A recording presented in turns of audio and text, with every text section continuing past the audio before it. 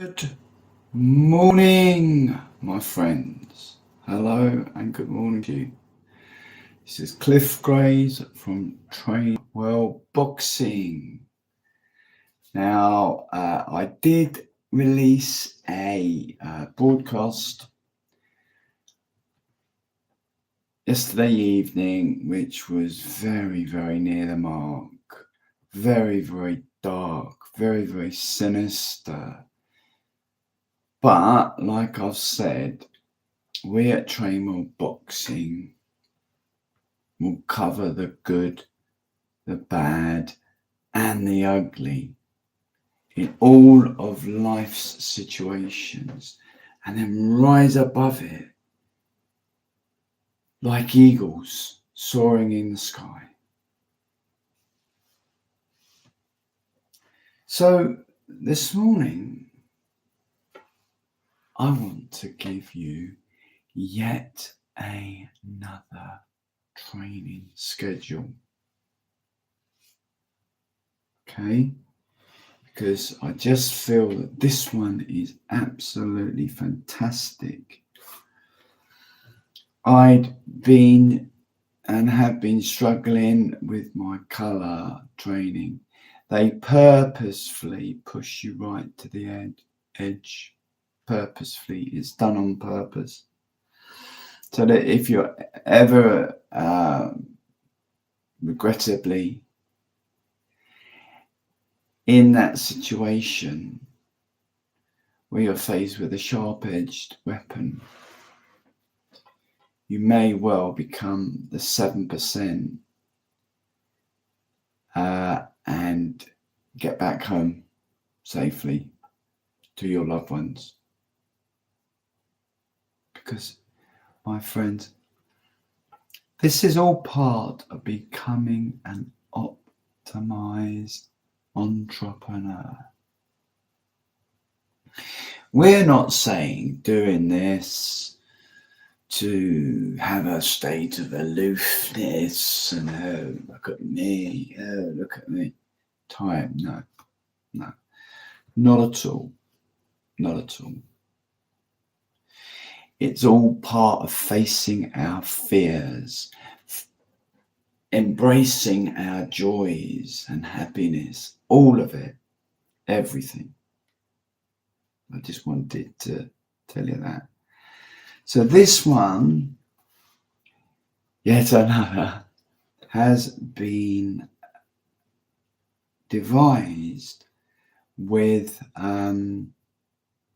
the focus towards colour training. Now, colour training is about grabbing the arm and then locking it on and making sure that free floating arm don't free float anymore. But during the drill, you get something that's quite strong there, pulling on the arm, and you're holding. So you can see, can't you? So you've gone from here, no, don't. You've gone to here, you've grabbed, and you've locked on that arm.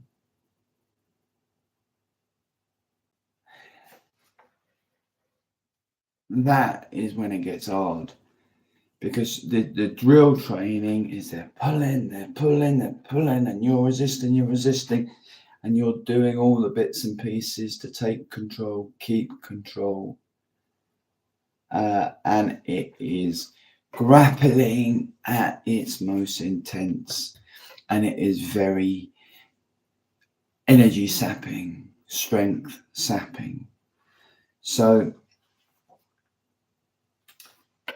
if you've got your pen and paper, pen and pad ready, and you're interested, if not, you might as well just switch off now, because you'll only find it boring, tedious, monotonous, and it's just silly to carry on. But if you're interested, you know what I'm going to do? I'm going to bow my head. I'm going to read off my pad the schedule. So this is based on a 3-day-a-week training schedule. Push, pull, legs. Now, out of the training week, I don't care how you schedule it in, but my advice is that you should do a push day and a pull day together, then rest, and then do a legs day. There's your 3 training sessions. The way I am going to be doing it is like this. So on a Saturday will be my push day. I'll come back to describing the exercises, all right? So just have your pen, and it's easier to rattle them off quickly and then listen to the explanations, okay? Saturday is a push day, which is described as A. Are you ready? A1, Swiss bar floor press. A2, push-ups. A3, machine incline press. A4, Gironda, Gironda, Gironda dips. A5, machine side deltoid raises. A6, neck flexion. A7, neck extension. Sunday is a pull day, B.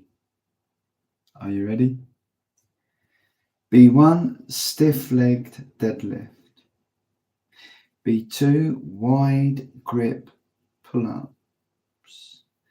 B3, chest supported rows. B4, close grip, reverse grip, pull downs.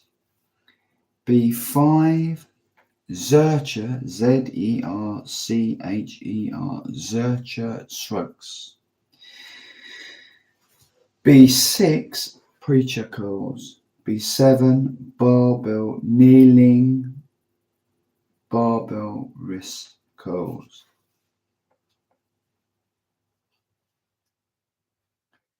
Tuesday is legs day, session C.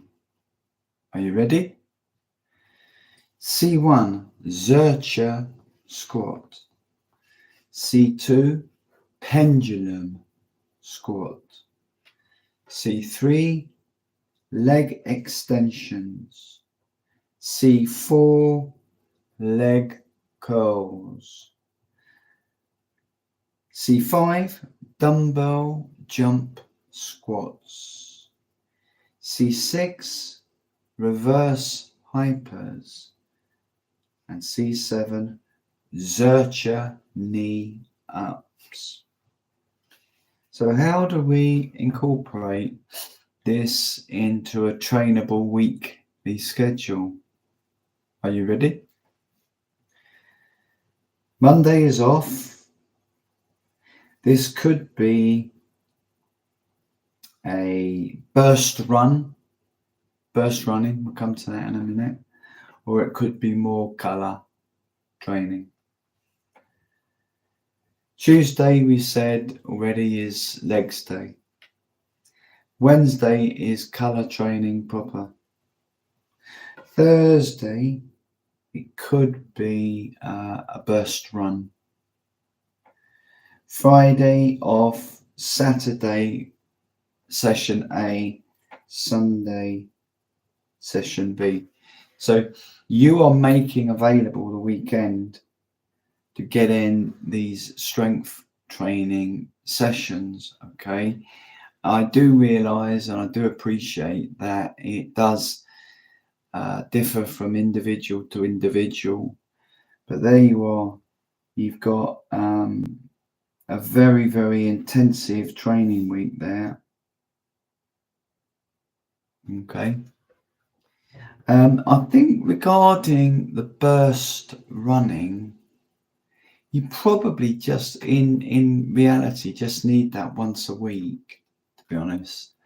I would pick a 3 miler that does include hill sprints. The first mile, I would just leisurely jog to get the nervous system ready for harder work, and get the joints warmed up, the tendons, the ligament warmed up, get the heart raised a little bit, get a sweat working up. For the burst runs, which you want to really pick a route whereby you start off with your warm-up 1 mile run where it's relatively on the flat, and then if you can, you need to get in about half a dozen burst runs, okay, hill sprints, okay. They don't have to be right like that, you know what I mean, but you don't really want them. Then it needs to be hilly, so you need to sort of suss that out for yourself, okay. So like I say, 3 miles, okay. Your burst runs, your burst sprints are hill sprints, okay. And it's a clever way of doing this, how you can increase your power endurance. This is what this is for, power endurance. So you would sprint up the hill, okay, until you just feel it beginning to catch, where it's beginning to get hard. So for me, that's about 6 seconds. So I count when I sprint. There's no other bugger about, which is quite good where I am. But I count 1 second, 2 second, 3 second, 4 second, 5 second, 6 second, and I just catch it just on the cusp before it starts to really get fucking hard. And that's what you don't want. You don't want to go into that arena where it's getting ultra hard. It will raise your heart rate up, most definitely, because you need to be going at full speed. You need those 6 seconds or thereabouts. You might be able to do more. Don't forget, I'm a geezer of 60. Yeah, you might be able to do more. That's up to you. Entirely up to you, your decision. But make sure when you do the burst runs that you're going at it like really, really, you know what I mean? You really are going for it. Like somebody's holding a gun to your head and you got the chance to run away type scenario. It goes without saying, make sure you're warm. If you want to do a little bit of stretching of Achilles heels, groin area, lower back area, knees, that sort of thing, please do that. I don't want you coming back to me and saying, one of my fighters followed your advice and snacking up his knees. Thank you very much. So you've got to use your own discretion. That's what I'm saying. Okay. So you make these challenging, but not like when you're doing it, you do it, right? But you stop. There is no activation of an ATP-PC system, because that is literally used up within the first 2 muscular contractions, the creatine phosphate. So don't get too hung up about that. I reckon about 6 seconds. Let's agree on that. 6 seconds, right? So you're just at the cusp, and then walk it. Yeah, we are not sort of going into this sort of glycolytic training thing. There isn't that sort of thing. It doesn't really exist at all because it's all glycolytic, really, to be honest with you. But it's easy to get your head round. When we're talking simplistically, it's easy to get it in there. So yeah, you're going to the cusp of that glycolytic arena threshold, and then you walk until you feel strong again. You think to yourself, I'm going to do another one. So for me, for my route back home, it's quite a nice little circuit actually. It goes out from the house, round and back round again, and means that I would do 3 miles because we measured it in a car. 1 mile, we measured that in a car, is my warm-up, and then there's about 1 3/4, which then comes into this burst running stuff. But you want to make sure when you're walking between the burst runs that you are recovering properly so that you feel strong. Bang, you go again. Just to the cusp, not into no man's land. That's important because you want to do less is more, if you get what I'm trying to say. Less is more. So if you can do that, hold on to that philosophy, less is more, it will work wonders. What it would do is it pushes out the endurance aspect so that you can go on and on and on and on with repeated strength. And that is the end goal of what we're trying to do here during a training week. Now, all these exercises that I've advised you on, let's just pick this one, the Swiss bar floor press. So with the Swiss bar, you can have your hands like this, right tight in to your sides. And we want to incorporate using chains, right? So the chains, as you pushing the chain out, it's unraveling itself, and in fact it's getting heavier and heavier and heavier and heavier and heavier and heavier and heavier until you get to the end bit. And then as you pull it down, pull it down, pull it down, pull it down, pull it down, it's re-raveling itself, so the chain is getting lighter, isn't it? What we're going to be doing is something known as 21s. So you get the bar out, okay? I want you to start the top range, the top third of the exercise. You set it all up in the rack, so you're lying on your back and you can do it safely. So you pulled it out of the bar, right? Pulled it out of the rack, rather the safety racks. I just want you to press like that. 1, 2, 3, 4, 5, 6, 7. Immediately come back down.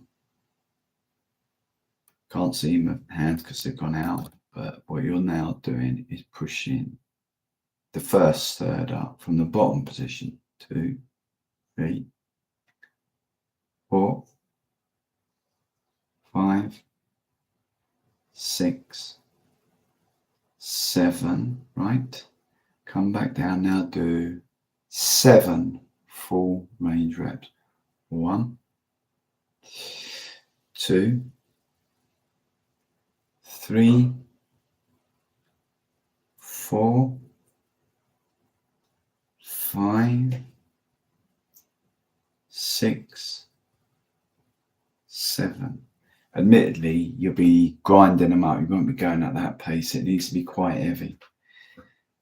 Superset immediately with push-ups. Okay. Full range push-up. Just get down on the floor. If you want to do them like that, do them like that, even like that, but just do one set to absolute failure. Get down on your knees if you need to. Do them off your knees, but just keep pumping out those push-ups to absolute failure. One set of each and you're done. Everybody knows machine incline press. This is a real strength in orientated exercise. 2 sets of between 5 to 8. Okay, so at your commercial gym, you should have one that goes in like that. Right? Garanda dips to failure. 1 set to failure.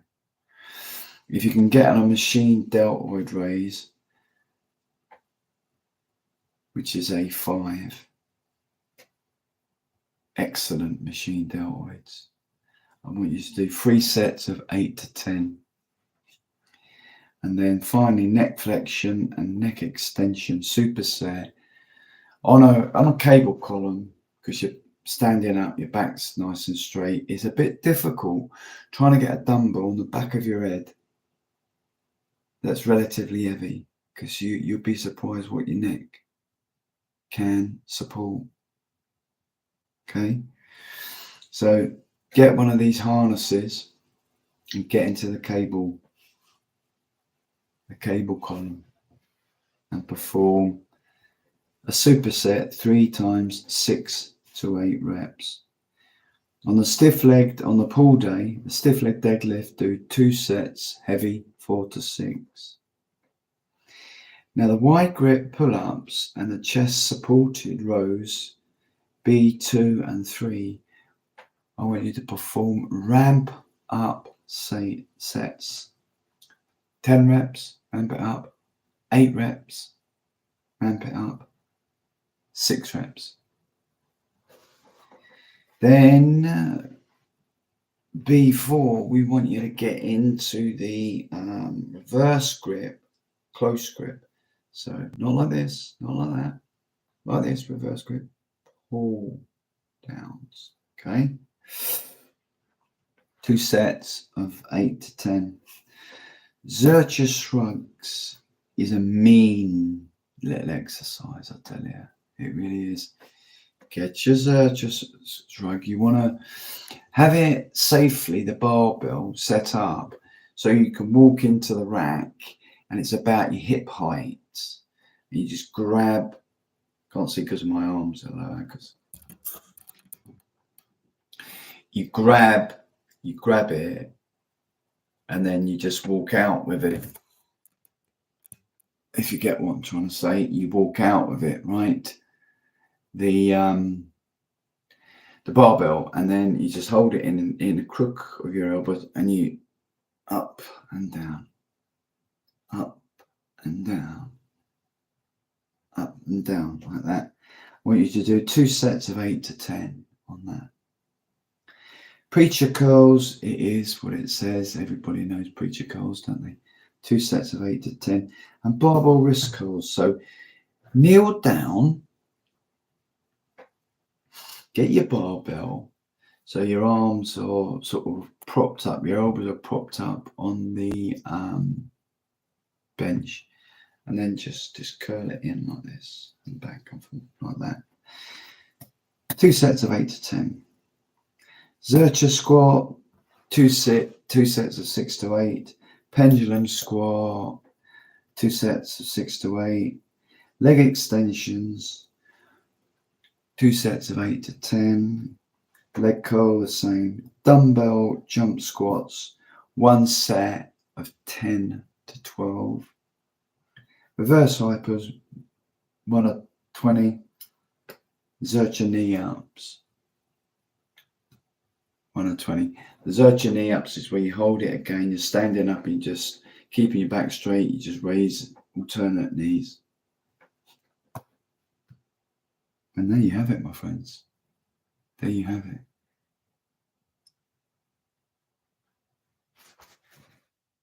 So the objective of the diary of a CEO is for us to take each step of the way together, not as a sect, not as a cult. Remember, I've said that to you before, just so that you really, really understand that. But we're working together to a common goal, to becoming optimized. We're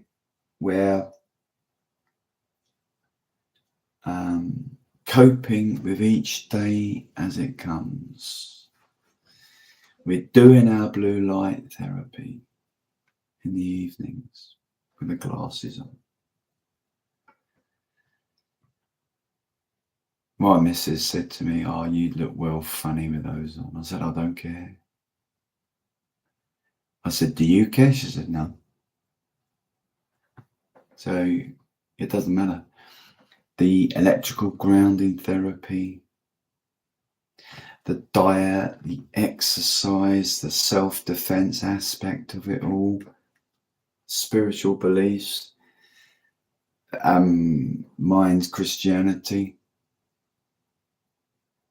That doesn't mean to say that you don't have to have to believe my beliefs, my faith, does it? Because Jesus Christ could railroad his way right into your life right now. But he doesn't, because he's not a bully. So I have no place doing that. And I'll never do that. But I'm not frightened to admit my beliefs are in Jesus Christ. And all of this financial freedom as we work towards that common goal, becoming optimized. Remember, Rome wasn't built in a day. Remember, from small acorns grow big oak trees. Remember, when you are weak, when I am weak, he is strong. So we have a crutch to rely on when times get really guttural. We're here for you, Trainer Boxing. Okay? We're here to support you. We're here to encourage you all the way. Even if it's just, you just are lonely and you want to have somebody to talk to. You want to bleat off about a load of stuff. We'll just listen. We'll be there for you. If we're getting mounds and mounds of phone calls coming in all over the place, we're going to have to think a different strategy, aren't we? Because if I'm on to somebody for half an hour and you're trying to get hold of me and you can't, we've got to think of a different strategy. But I give you my pledge, where we can, we are there. We will be there for you. The power of prayer